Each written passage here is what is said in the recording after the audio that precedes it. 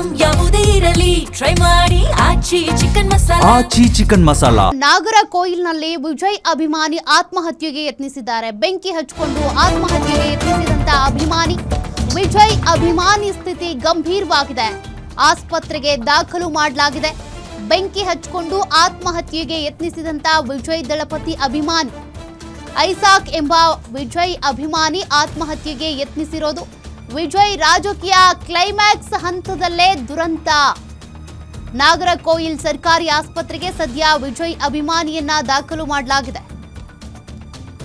ನಾಗರಕೋಯಿಲ್ ಸರ್ಕಾರಿ ಆಸ್ಪತ್ರೆಯಲ್ಲಿ ಚಿಕಿತ್ಸೆ ಪಡ್ಕೊಳ್ತಾ ಇರುವಂತ ದಳಪತಿ ವಿಜಯ್ ಅವರ ಅಭಿಮಾನಿ ನೋಡಿ, ರಾಜಕಾರಣದಲ್ಲಿ ಈಗ ಸದ್ಯ ಕ್ಲೈಮ್ಯಾಕ್ಸ್ ಹಂತ ಇರುವಂತದ್ದು. ಸಿಎಂ ಆಗ್ತಾರಾ ವಿಜಯ್? ಆದ್ರೂ ಯಾವಾಗ ಆಗ್ತಾರೆ, ಯಾವ ಪಕ್ಷದ ಬೆಂಬಲ ಇದೆ, ಇದ್ರ ಬಗ್ಗೆ ಸಾಕಷ್ಟು ಚರ್ಚೆಗಳಾಗ್ತಾ ಇದ್ದಾರೆ. ಇದರ ಬೆನ್ನಲ್ಲೇ ಈಗ ನಾಗರಕೋಯಿಲ್ನಲ್ಲಿ ಓರ್ವ ಐಸಾಕ್ ಅನ್ನುವಂತ ದಳಪತಿ ವಿಜಯ್ ಅವರ ಅಭಿಮಾನಿ ಬೆಂಕಿ ಹಚ್ಚಿಕೊಂಡು ಆತ್ಮಹತ್ಯೆಗೆ ಯತ್ನಿಸಿದ್ದಾನೆ. ಸದ್ಯ ಆತನ ಪರಿಸ್ಥಿತಿ ಗಂಭೀರವಾಗಿದೆಯಂತೆ. ನಾಗರಕೋಯಿಲ್ನ ಸರ್ಕಾರಿ ಆಸ್ಪತ್ರೆಗೆ ಆತನನ್ನ ದಾಖಲು ಮಾಡಿ ಚಿಕಿತ್ಸೆ ಕೊಡಿಸಲಾಗ್ತಾ ಇದೆ. ವಿಜಯ್ ಅವರ ರಾಜಕೀಯ ಜೀವನ ಶುರುವಾಗೋಕ್ಕೂ ಮುಂಚೆನೆ ಮತ್ತೊಂದು ದುರಂತ ಸಂಭವಿಸಿರೋದು. ಐಸಾಕ್ ಎಂಬ ಅಭಿಮಾನಿ ವಿಜಯ್ ಅವರ ಅಭಿಮಾನಿ ಈಗಾಗಲೇ ಅವ್ರಿಗಿನ್ನೂ ಸಿಎಂ ಸ್ಥಾನ ಸಿಕ್ಕಿಲ್ವಲ್ಲ, ಸಿಎಂ ಆಗಿ ಪ್ರಮಾಣ ವಚನ ಸ್ವೀಕರಿಸಿಲ್ಲ. ಆ ಬೇಸರದಲ್ಲಿ ಆತ್ಮಹತ್ಯೆಗೆ ಯತ್ನಿಸಿರಬಹುದು.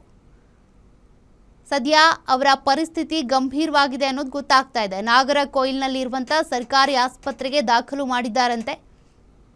ಆತ ಬೆಂಕಿ ಹಚ್ಚಿಕೊಂಡು ಆತ್ಮಹತ್ಯೆಗೆ ಯತ್ನಿಸಿರೋದು. ದಯವಿಟ್ಟು ಯಾರು ಇಂಥ ಹುಚ್ಚು ಕೆಲಸಗಳಿಗೆ ಯತ್ನಿಸೋದಕ್ಕೆ ಹೋಗಬೇಡಿ.